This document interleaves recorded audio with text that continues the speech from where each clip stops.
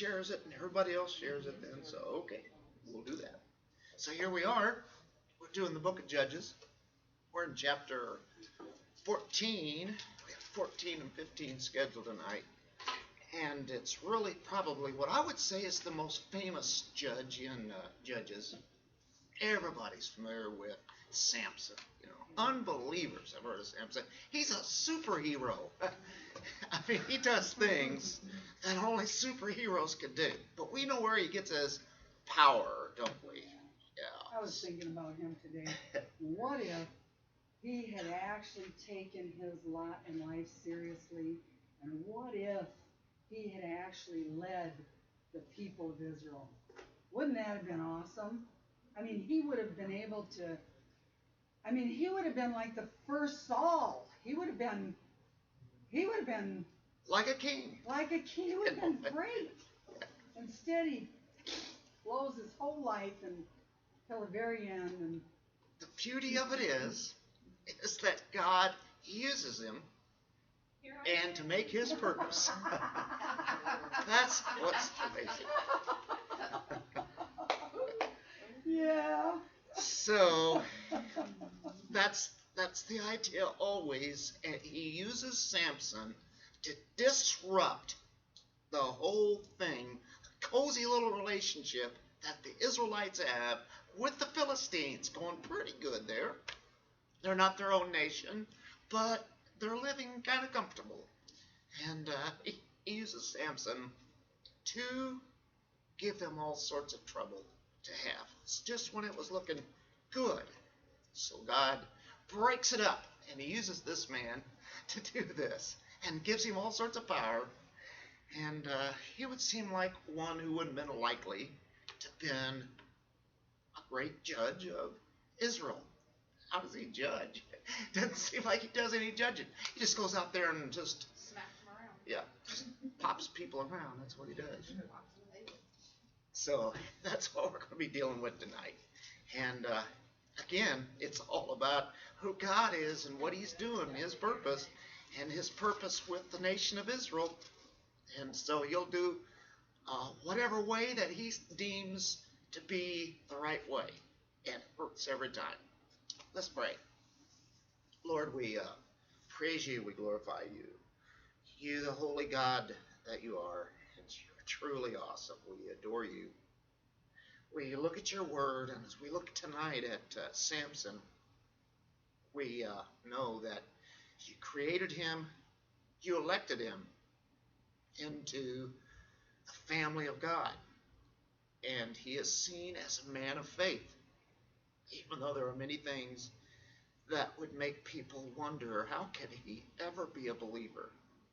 But you used him, Lord, to get your purpose done, and it was. Lord, throughout this particular book, we see so many failures. The whole nation was a failure, but yet you pull it out, and you use it as really the forerunner. Samson is kind of like a picture of a deliverer, and picturing ultimately the ultimate deliverer, Jesus. He's the only one that can take away sin. And that's the problem of mankind and this world. And as we look at it, may we be able to correlate with what happens in our life at this particular time that we live on this earth, and recognize that you're working in it, and it's working out the way that you want, ultimately. In Jesus' name, amen. Okay, chapter 14, it's all set up by the last couple of verses in 13, where it says, the woman gave birth to a son, named him Samson, and the child grew up, and the Lord blessed him. And he did. He empowered him, he blessed him, graced him, and the Spirit of the Lord began to stir him in Mahanadan, between Zorah and Eshtaol. So here we go, chapter 14. Samson went down to Timnah, saw a woman in Timnah. One of the daughters of the Philistines. So he came back, told his father and mother, I saw a woman in Timnah, one of the daughters of the Philistines. Now therefore, get her for me as a wife. Then his father and his mother said to him, Is there no woman among the daughters of your relatives or among all our people that you go to take a wife from the uncircumcised Philistines? But Samson said to his father, Get her for me, for she looks good to me. However, his father and mother did not know that it was of the Lord, for he was seeking an occasion against the Philistines. Now at that time the Philistines were ruling over Israel. How odd.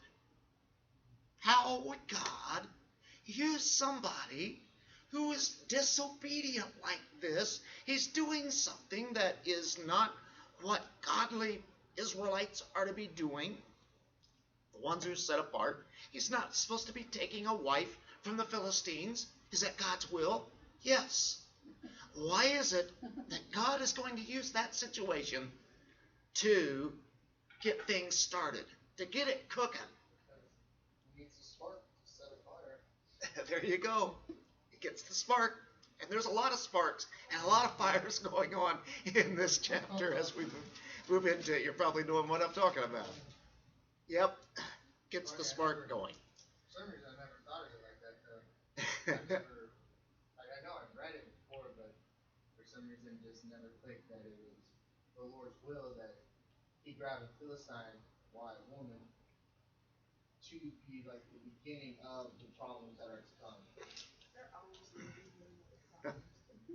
It was of the Lord.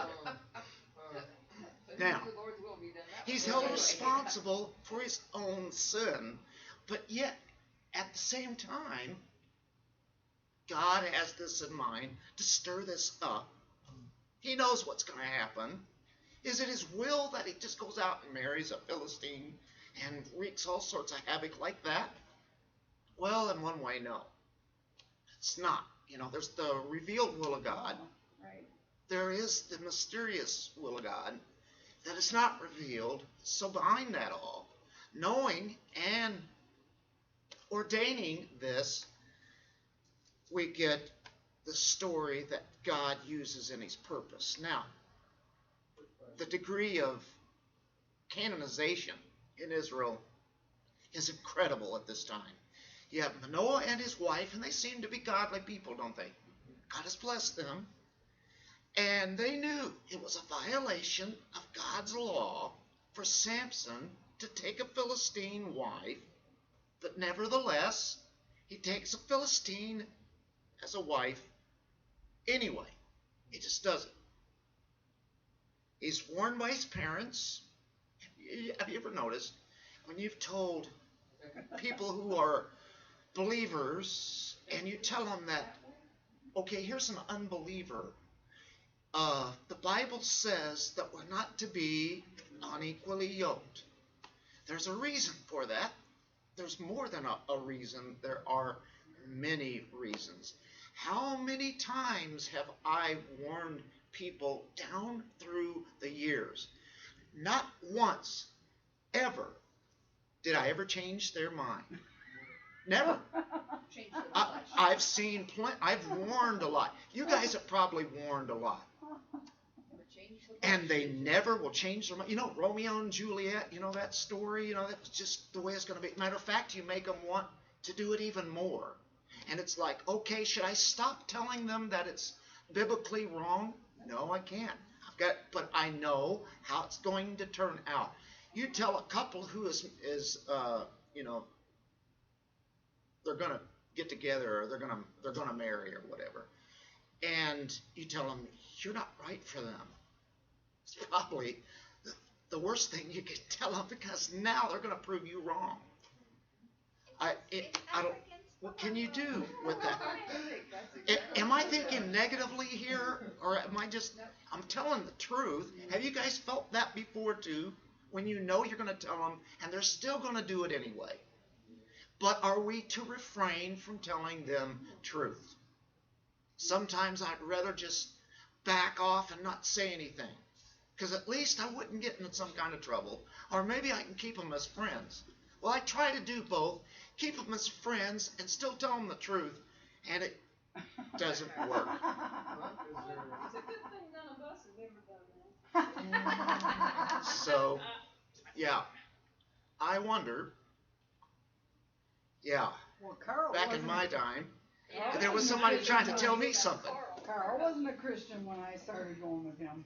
I mean, I went out with him, and I let him know, you Yeah, know, yeah, you did, you what the did. situation was. Yep. He turned so fast, I couldn't believe it. He's a fake it. Yeah. It was like the second time we came out to church. He kept you guys up most of the night. That was Yep. unbelievable. I kept trying to Yeah. dissuade, and then the more and more, I said it, It was The the first first night. time he was the out barking more his guts that it out. seemed like, he knew. But yet at the same time, the Lord worked in that. But you were saying, hey, listen, I'm going to full out show him who I am, which Yeah. you did all along. He always knew that. You never hid anything from him.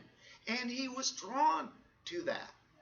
So, and in that sense, I think that the Lord- same night, all of a sudden, he didn't I have a lot started of thinking, time. He didn't have a lot of time. No, he didn't. So he had to move pretty fast. That's right. The Lord I'm gonna had to tell you somebody else move him that right in there quick. Sue doesn't stand. If you knew what he was like before Sue and him met, oh my gosh. Yeah. Quite a booger. And the difference in Stan since then. It's nice to have Sue and Stan as part of my husband's family, because then when that side gets together, at least I got somebody else that Knows what you believe and understands Right, why you do right. what you do. and doesn't drink and doesn't cuss and doesn't. It's been really nice. But Stan before, it's like when Sue started dating him, I was like, Sue. but she told him Up front. and showed him who she is. And you at least have to do that. And then if you don't like me after that, okay, I'm not changing, right? So, God can bless that. Well, here's this story here, and it's telling us, Exodus 34 it talks about not taking the wives from any of the Canaanites or anybody. It's supposed to stay as in the nation of Israel. That's God's law for them. This tells us that now God is working through Samson. Nevertheless, despite of what Samson's going to do, God is going to accomplish his purpose. He's going to disrupt this whole relationship, Israel, Philistines. The Israelites do not have the heart to take action and go to war against them. Why should they? They like what they do there, and it's peaceful. God will cause the Philistines then to take action against Samson, and in that sense, the Israelites. He is never going to let Israel lose their covenant identity. If they would have blended in and kept marrying Philistines or whoever, Israel would have been lost, and we wouldn't know the difference. There wouldn't be such a thing as Israel. You wouldn't have a Arab-Israeli dispute that goes on constantly and every day, right? But God had to keep them in their identity, and he has always done it ever since they became a nation. Even for 2,000 years, whenever they were scattered, they were still a people identified as Jewish people. And he comes in, intervenes, uses this most unlikely of men, like Samson, who doesn't seem really spiritual. I don't know, do you even see him as an educated type judge? Judge basically means deliverer, but he's leading the people, but he leads them in a little bit different way in this story.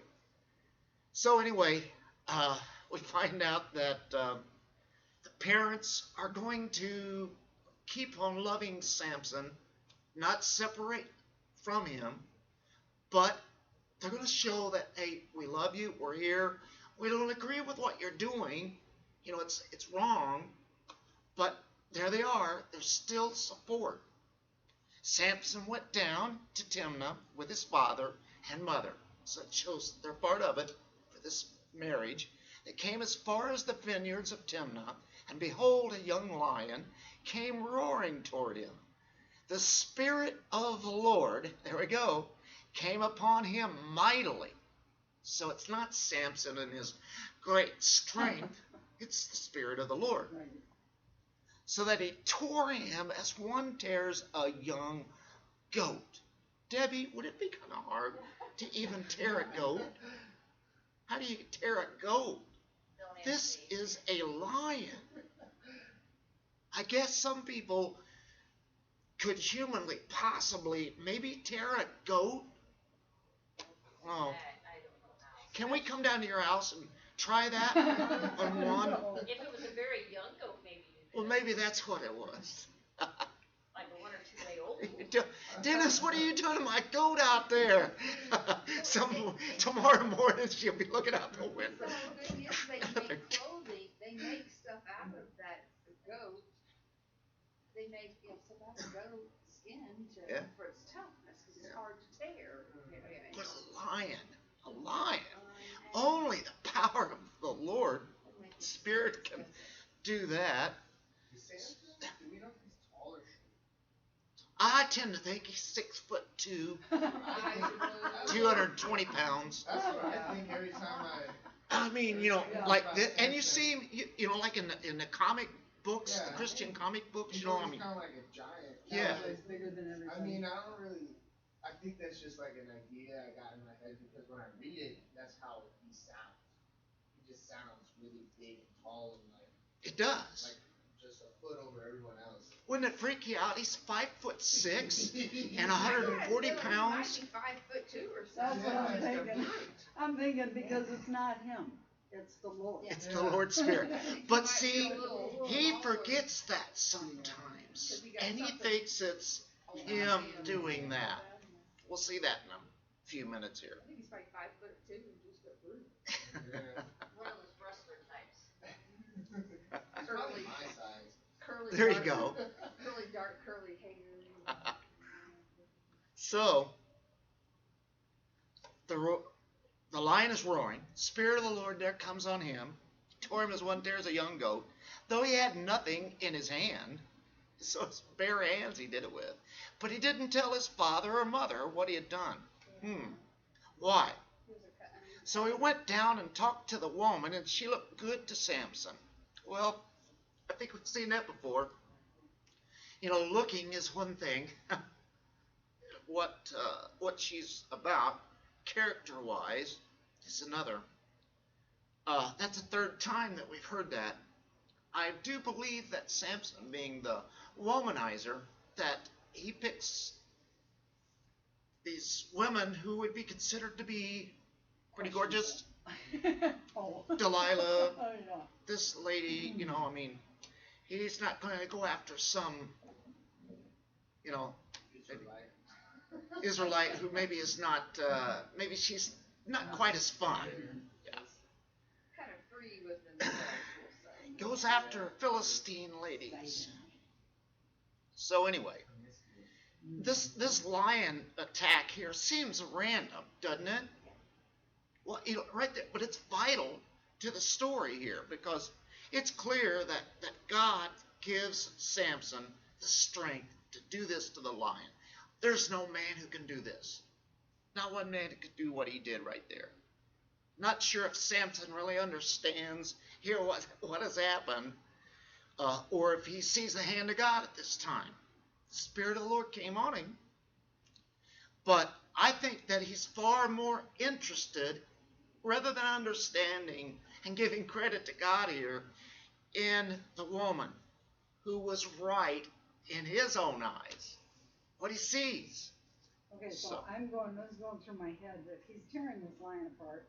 Right, that's I mean, there's blood flying everywhere, Yeah, right? it's kinda I mean, nasty. he's got to be pretty well covered. Now, how is he not going to tell his mom and dad? You gotta wash up after her. Yeah.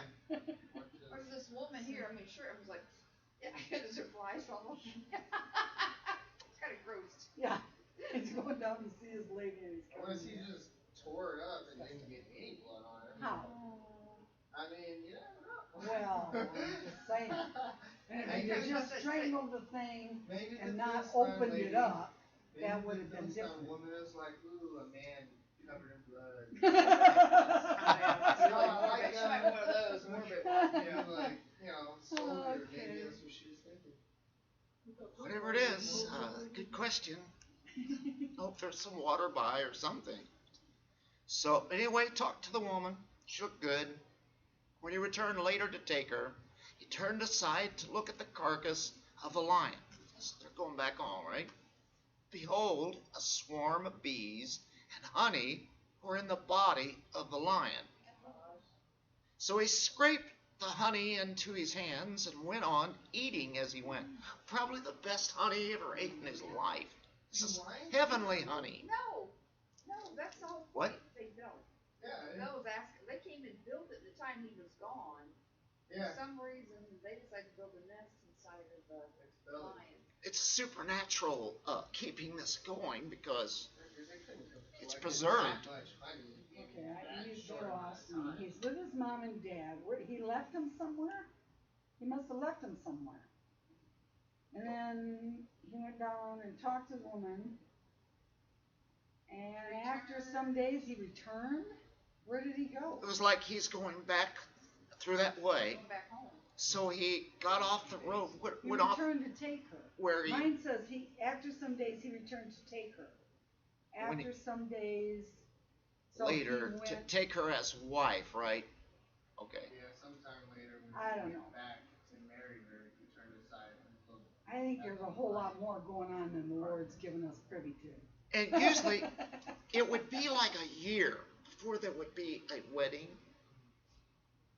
I'm not saying that, but that's usually pretty well the customs of that. Well, this whole thing is supernatural, so if God wants to preserve that, but that carcass in this case, naturally would not be preserved. It's Unless- not full of muscle and whatever organs. This could be dried up and pretty much, Makes you wonder, doesn't it? That's the information we're given. Yeah. Mine just says sometime. I don't think we're getting all the information here. Whatever it is, he's going to now marry her. He's got his mom and dad with him, his father and mother. He gave some to them. They ate it. But he didn't tell them that he had scraped the honey out of the body of the lion. Now, why wouldn't he? Because it's defiling. It's gross. What's that? It's defiling. It's a Nazarite vow also, but if you touch a dead body, then that's going against the law. Ceremonially unclean. This is not an ordinary occurrence here. Samson wasn't allowed really to come near a corpse. And that's the idea. That's why, he didn't tell his parents about what he did with that lion. And he didn't tell them about the honey. So he's really making them ceremonial unclean, even though they don't know it. But he knows it. So he's making them unclean. He's unclean. Samson, how did you get that dirt and muck underneath your fingernails there, boy? So he knows what he's doing there. Number 6, you get to, the whole idea of the Nazarite vow and such law. In verse 10 and 11, then his father went down to the woman, and Samson made a feast there, for the young men customarily did this. When they saw him, they brought 30 companions to be with him. Well, a wedding would be maybe, we think a one-day wedding. Sometimes they would have a wedding that would be 7 days. And it says a feast. Probably what's going on here is usually a wedding feast. You could have especially with Philistines, 7-day drinking bash. I'm not saying that Samson drank and got drunk. He's not supposed to, so I'm not putting those words in there. But you guys can take it for what you think it could be. They're having a feast. What do you think Samson's doing? Well, he did all the other to show his heart when he did all the other stuff there. I think that's what it's pulling you into. What he's blending right in, and he's forsaken everything. Yeah. Because of what he did with the honey and everything else like that. And then to bring it, it's one thing if he ate it, but he brought it home to his parents. So it's kind of like in your face, kind of to those vows. He wants to life his way. Go back to number 6. If you are defiled, then he was supposed to bring sacrifices and minutes. So go through all the ceremonial. And he didn't do any of that. Yeah. So he didn't tell his parents, hey, it's better that they don't know. You know, we'll just go move on. You know, I've got things to do. I've got a woman. So it's kind of interesting. Verse 11, 30 companions. Who do you think his 30 companions are? Security guards. They don't trust Samson. They don't know about him at all. Philistines don't. So the companions here are going to be here to guard against what Samson might do as a threat. So, like, if Trump showed up to talk to the Democrats, there'll be a whole bunch of them around because they're ready to vote him anytime they get, right? Yeah. To keep it from getting out of hand. So, Samson that was Samson's marriage there. He had the feast going along with it. This is obviously a marriage time. Then he's got to be a pretty cool guy, you know, hanging out with the guys, and there they are. They're really the enemies. He thinks he's cooler than them, and gives them a riddle. That's what the next section is. Samson said to them, let me now propound a riddle to you. If you will indeed tell it to me when the 7 days of the feast and find it out, then I'll give you 30 linen wraps and 30 changes of clothes. But if you're unable to tell me, then you shall give me 30 linen wraps and 30 changes of clothes. Now, these guys are the security guards watching him. So he's making them a deal. This guy, he's cool. You know, I mean, he has things going here. And I'm gonna get these guys. Here they are. He's a smooth operator, sure is. And they said to him, propound your riddle that we may hear it. So he said to them, out of the eater came something to eat, and out of the strong came something sweet. Even in our English it comes out rhyming. They had to make this, do that to do it. Who knows how it came out in Hebrew, but whatever it is, it rhymed. We can always figure out. Yeah. I have it concordance. And that would be correct, whatever it says in the Hebrew. What we would do then is if you're interpreting it in English, you try to make it also rhyme. And so you use words to translate to make that still make sense and still yet get the rhyme to it. Eat, sweet. But they couldn't tell the riddle in 3 days. Then it came about on the 4th day that they said to Samson's wife, so they go to her, entice your husband so that he'll tell us the riddle, or we will burn you and your father's house with fire. They're not kidding. Have you invited us to impoverish us? We're not going to buy him clothes. You tell us, we're going to burn you down. Wow. Nice guys, huh? Philistines? Huh? Samson's wife wept before him and said, you only hate me, and you do not love me. They just got married. She's already turning it on. You have propounded a riddle to the sons of my people, and have not told it to me. And he said to her, behold, I have not told it to my father or mother, so should I tell you? Almost like he puts his mom and dad up above her now. I like them more than I like you. Or trust them more. He says, I haven't told anybody. Why would I tell you? Oh, that really hurts. Pretty crude there. However, she wept before him 7 days while their feast lasted. She doesn't want to see their place get burned up. So she's going to try her own little tricks. And on the 7th day, he told her, because she pressed him so hard, okay, all right, enough, I'll tell you. A woman can really just keep at it till eventually the man gives in. How many times have you seen that?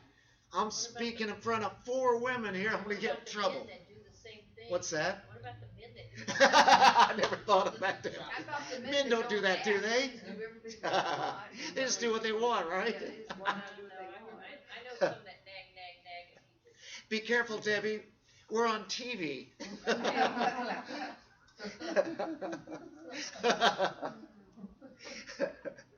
So, and Samson's this way. As strong as he is, they can finally get to him. They wear him down. It reminds me of Solomon as well.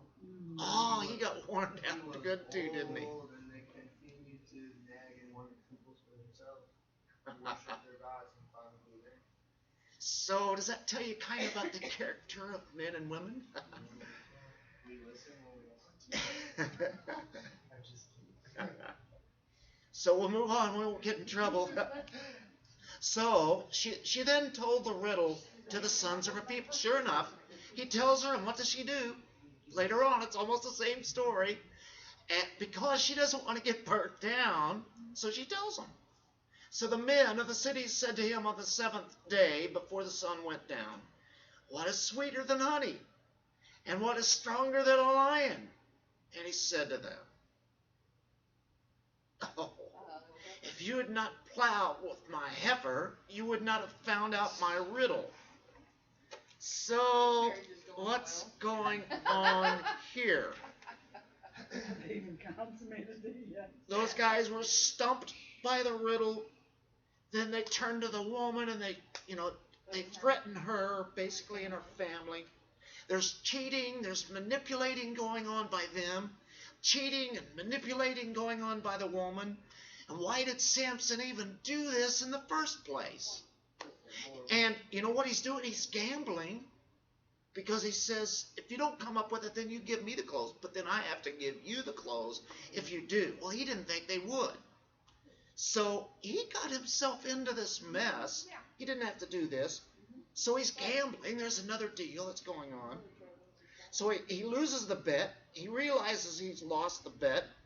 And he knows how the Philistines came out with that riddle, so he says, hey, if you'd not been with my wife and you doing what you did, whatever you forced out of her, you would have never gotten my riddle. And they wouldn't. They'd never gotten it. So you cheated. Yeah. I think it's a personal weakness. Called her a heifer. He called her a heifer. I got a feeling that didn't go over too well. He doesn't like what she did. He's really mad and angry at them and his wife. He's just really, and this shows you that he's weak in a lot of ways. I'm sure that he had some kind of talk with his wife, and and he gave in there, and it's thrown right back in his face by the enemies.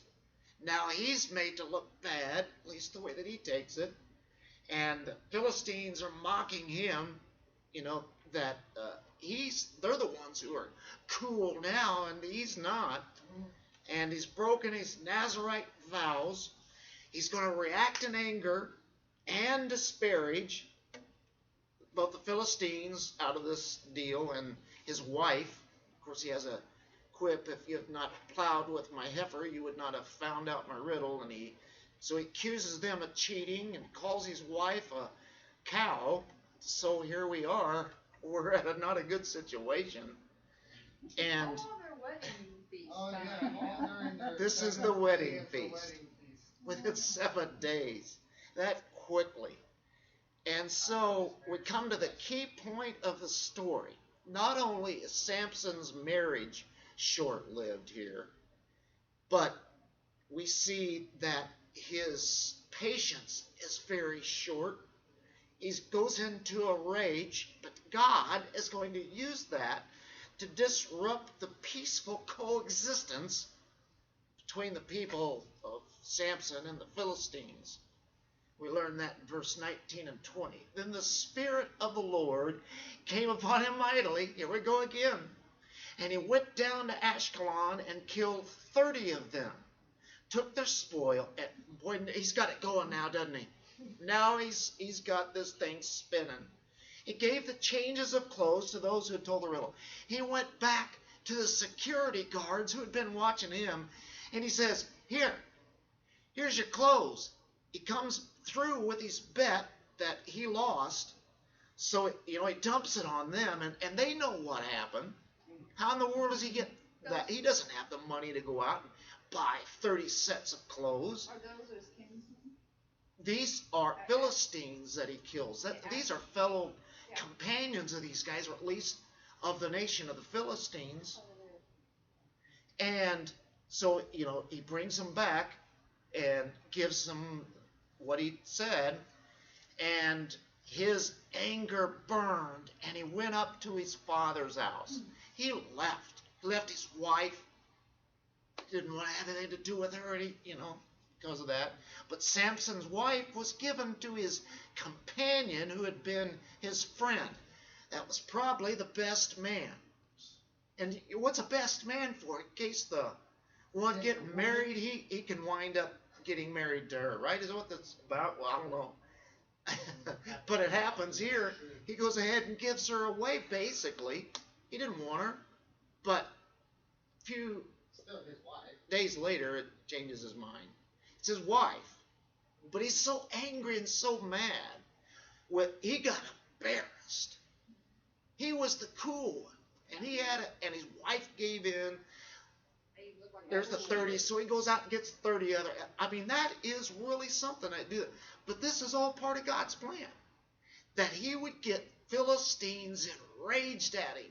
Well, he's got it going, doesn't he? So, time out. Okay, we're good. We're good. We're in 15 now, right? All right, now, Samson burns the Philistines' crops. He is wreaking havoc now, isn't he? Kind of a thorn in their side.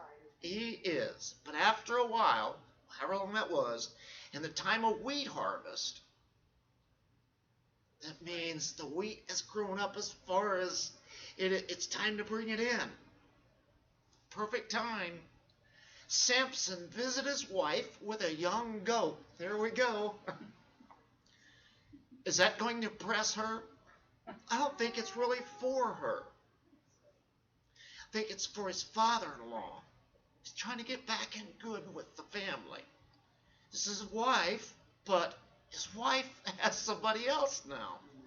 I will go into my wife in her room. I don't have to explain that, do I? Moving on. But her father did not let him. This is an X-rated story all the way. I mean, violence X-rated, sex X-rated. I mean, this is what Samson is about. God doesn't hide it. This is a human being who gives a lot to the flesh. It's really what he does. It's a battle of the spirit and of the flesh. When we look at Samson, what do we see winning? The flesh. But God has the Spirit of the Lord come upon him, and people don't see that. And Samson is wooed in, man, I mean, those women.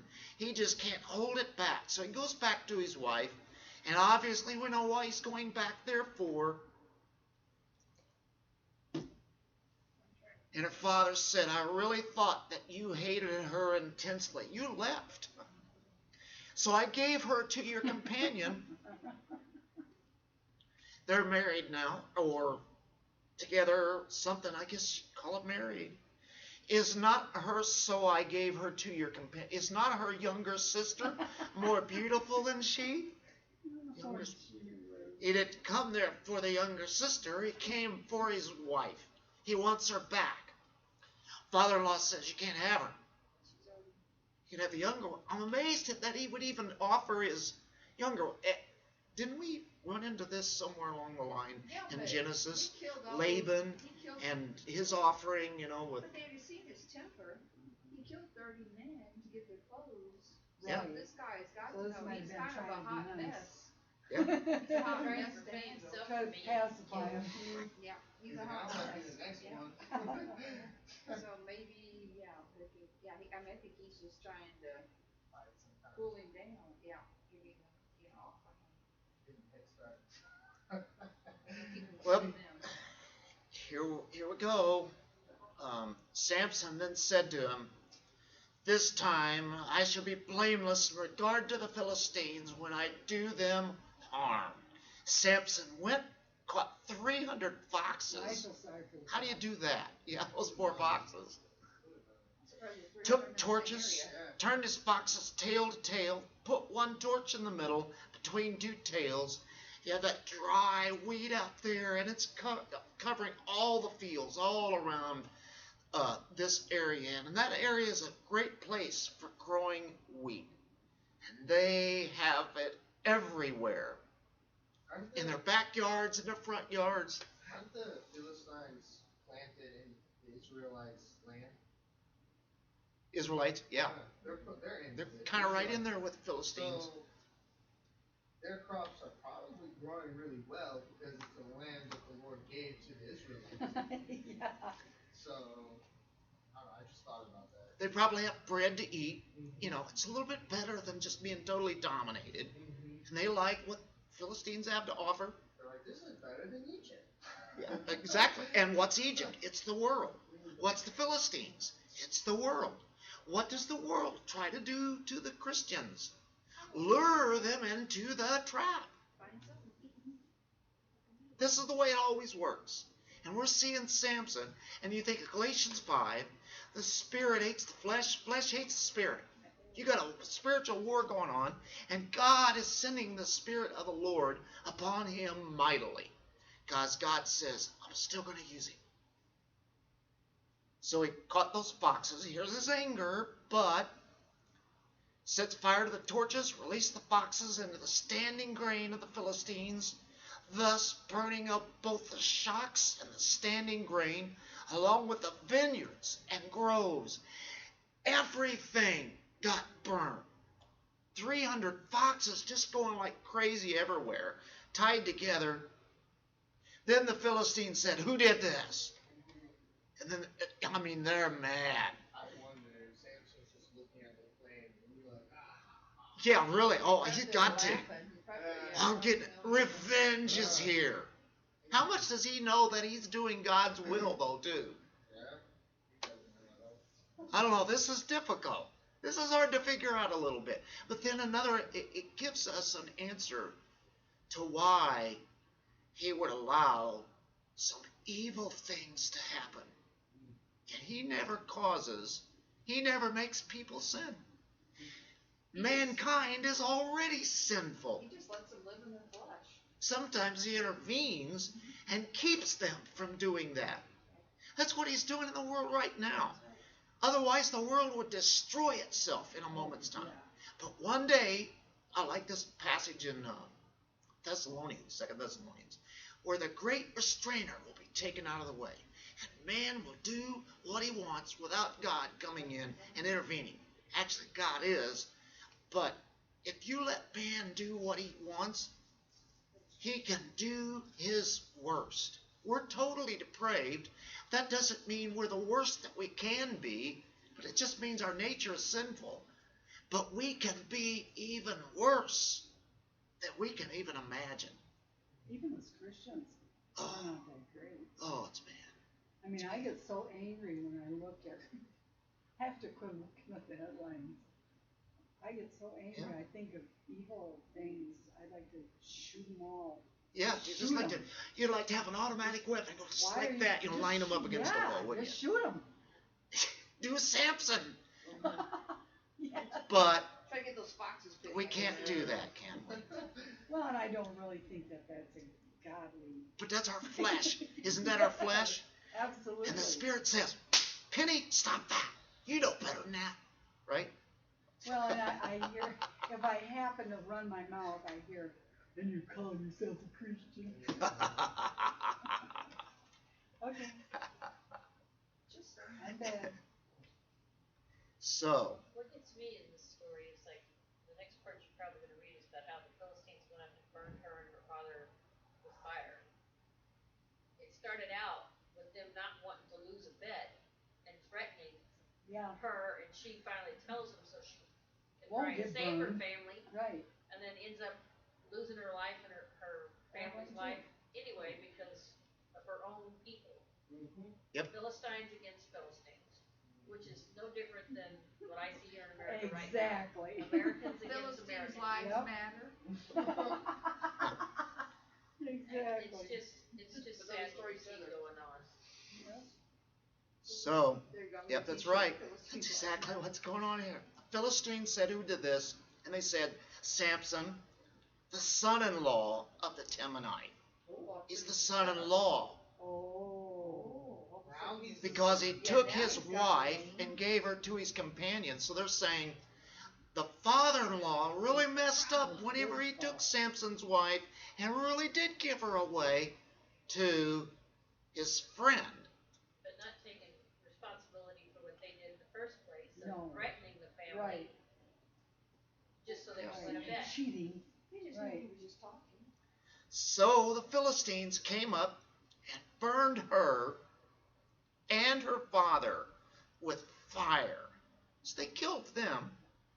Samson said to them, since you act like this, I will surely take revenge on you. But after that, I'll quit. I don't know what he means by that. He struck them ruthlessly with a great slaughter, and he went down and lived in the cleft of the rock of Edom.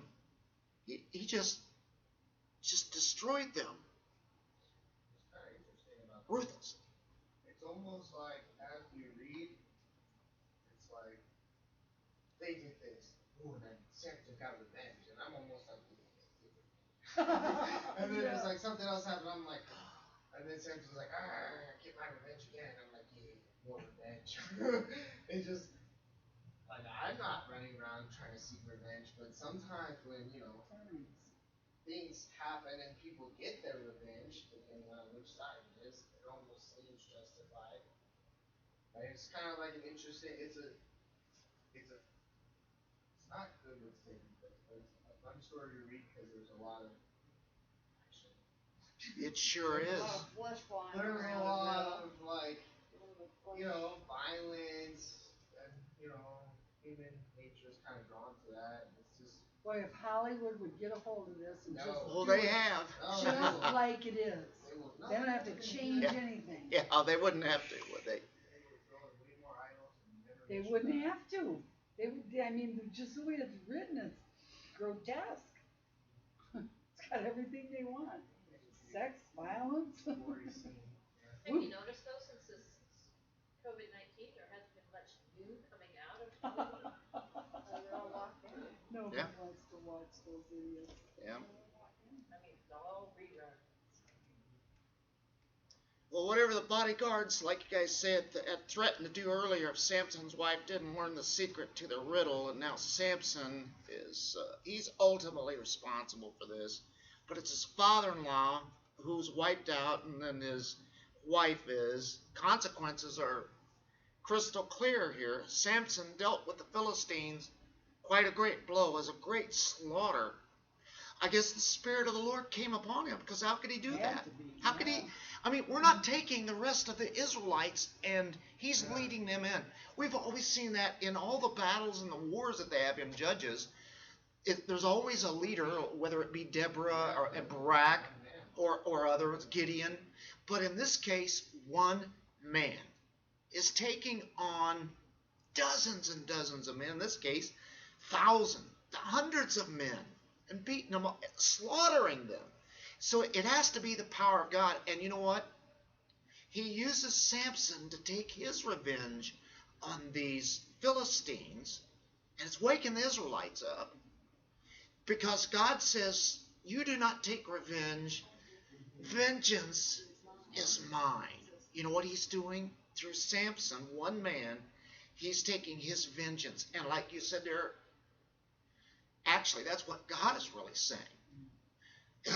He's enjoying this because the Philistines deserve every bit of it, and it shows that I'm enjoying it even more because one man is doing it.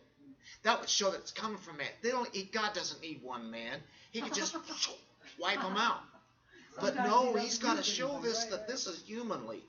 And they're thinking, what kind of a God does he have? Right.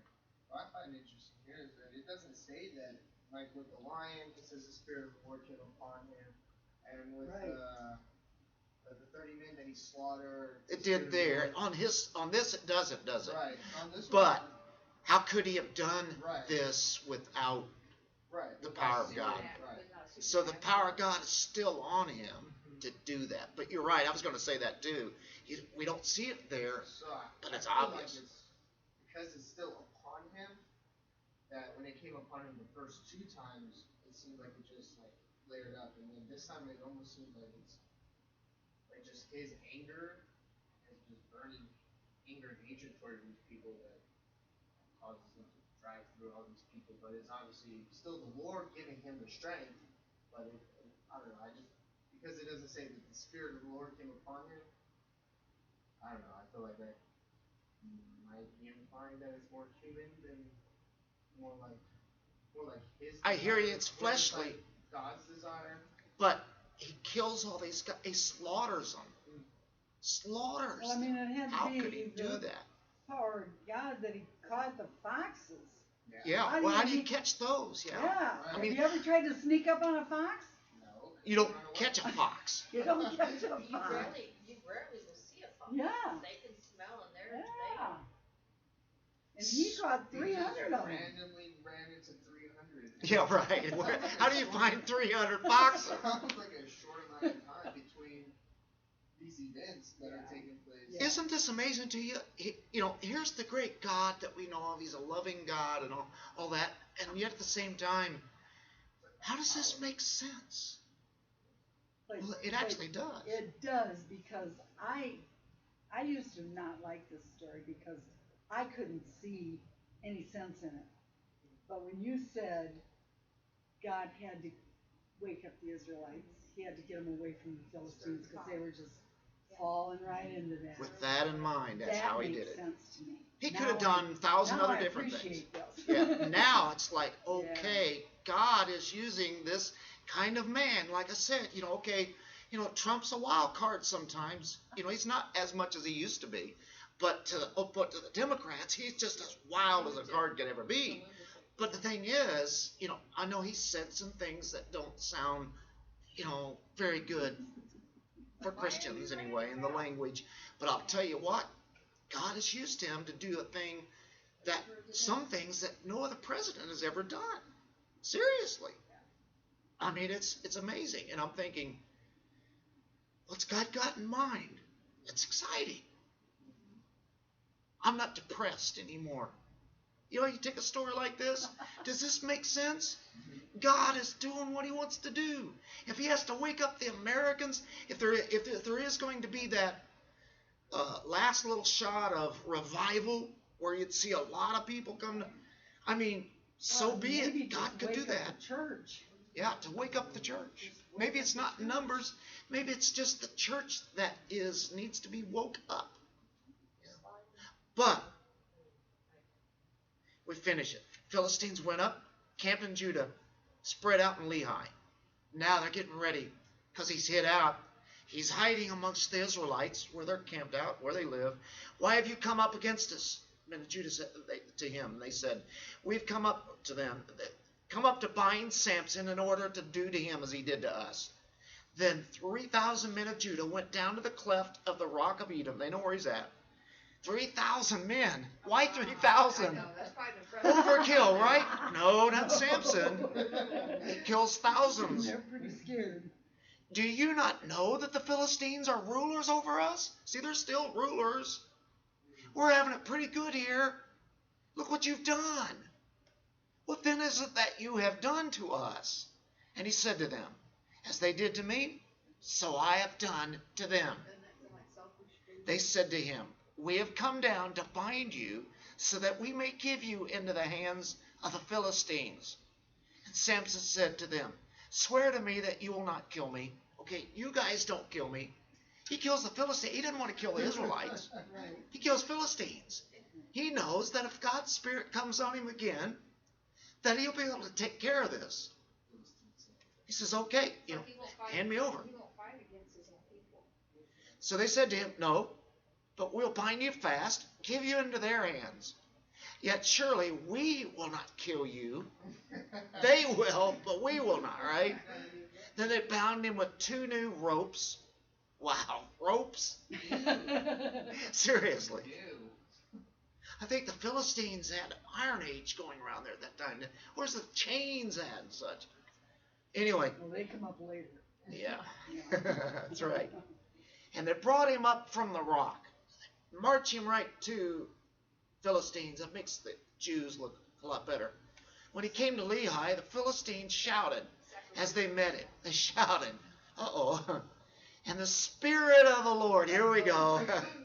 Wherever he's been, he's back to wreak havoc upon the Philistines.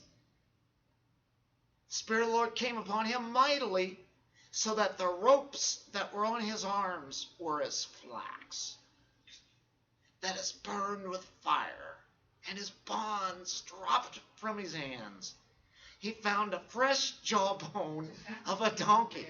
I mean, is this a superhuman act? I mean, this would be like on all of the superhero stories. You could believe that in a superhero story, right? But not in real life. God actually let this happen? Yeah, he ordained this. He probably put the jawbone there for him. Jawbone of a donkey, so he reached out, took it. Oh no, he's got the jawbone. Oh no, not that. I mean, how big can it be, Jawbones are very thin. Let's say about like this. Well, yeah, but Yeah, about like they this, have to right? have weapons, real weapons. I think it's funny. Yeah. I'm thinking Oh, the no. Philistines have, Yeah, I think this is so funny. iron They weapons. didn't leave him alone. They went to the people. They went to his own people. It's like, yeah, he's bothering us. We're gonna get after you guys unless you do something about Samson. Okay, we're gonna get Samson and give him to you. It's like, they didn't get that you guys don't have a chance against him because they had his people bring him to it, and all of a sudden they're kind of going, well, maybe that wasn't such a good idea. Do you think that he's probably thinking, yeah, take me to the Philistines. Well, he Let's see said- what Lord does But on he this said one. he'd leave them alone back then. Then he went to the Yeah. south, and they decided to go after the horse. So here they come after him again, so he's not going to leave him alone. That's a good point. Yeah. That's a good point. Yeah. I think he probably was going to be done with it. And he went off and left them alone. God says, no, Yeah. you're not done yet. He started a mess. That's right. That's what this is. This is a mess. He says, after this, I'll quit. They wanted to go stir a pot with him and get some trouble started. This reminds me why I don't go and seek revenge. That's right. Because it just keeps looping back around. Right, and it back. never ends. That's when I stopped fighting because I Yeah. learned that if I fight him, they always came back for revenge. Right. And then if it wasn't them, it was their cousins or friends. There's enemies, yeah. And so There's then it was enemies just a of the enemy, constant back and forth. And then you live in fear because you're worried that they're going to show up out of nowhere. Good. So then you start thinking about weapons and you start getting more violent and more aggressive partially because of fear and you don't want to pride, I guess, as well. Very good. I like that because we could walk out of here and say, revenge, we can do that. Good thing. Hey, he did it. It's good. Spirit of the Lord comes upon you when that happens. But the moral of the story is the opposite, isn't it? But this was a special thing at that time. This is how bad the Israelites had become. They had become very comfortable in a pagan situation. So he found the fresh jawbone of a donkey. He reached out, took it, and killed 1,000 men with it. It's hard to believe, but it happened. King David's Samson, what's that? King David's men only ended up killing around 600 or so. One guy almost killed 700. Here's 1,000. Yeah, these are 1,000. Then Samson said, with the jawbone, here he goes with his cool riddles and stuff, his poems, like a little song, with the jawbone of a donkey, heaps upon heaps.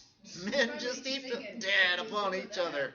And with the jawbone of a donkey, I've killed 1,000. It's like those football players who make a tackle, a big tackle, a sacking the quarterback, and they get up and go, like that, and all the pride all reeking out. Used to, if you do something like that, you know what the other team would do? They'd come up there, boom, and knock you back down. But, people like, they really like to get on and put it in their face. Well, Samson's put it on their dead faces. He does his song here. And then, I think he's counting them. 1, 2, Yeah. 3, 4, But I have a problem with this song. Yeah, he did it. With the jawbone of a donkey, I have killed 1,000 men. You don't see any glory to God here. Right. When he had finished speaking, he threw the jawbone from his hand. Can you imagine that? It's an S right here like that. And just throws it out. And he has a new name for the place, Ramoth Lehi. And that's talking about all the Philistines that are all just lying there. They're heaped up, with this sense here. Anyway. Can you imagine being like number 400 in the Philistine line of trying to attack Samson? Yeah. You think after 100 or so, you want to turn around and run away. I think they were. I think he was coming after him. Because if I'm standing there and there's a fight and one guy's already knocked out 10 guys.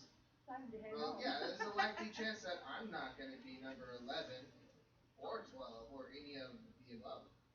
I'm like, he's already knocked out 20. I don't want to be knocked out, so I'll leave him alone. Yep. Ramoth Lehi. What does it mean? Jawbone Hill. That's what. So from there on, hey, what's the name of that place? It's Jawbone Hill. Well, you know what? How many Israelites were there that turned him in? 3,000. How many did he kill of the Philistines? 1,000. Why didn't the Israelites help their great leader, which they wouldn't have to do much anything, but they'd be behind him? No, they turned him in.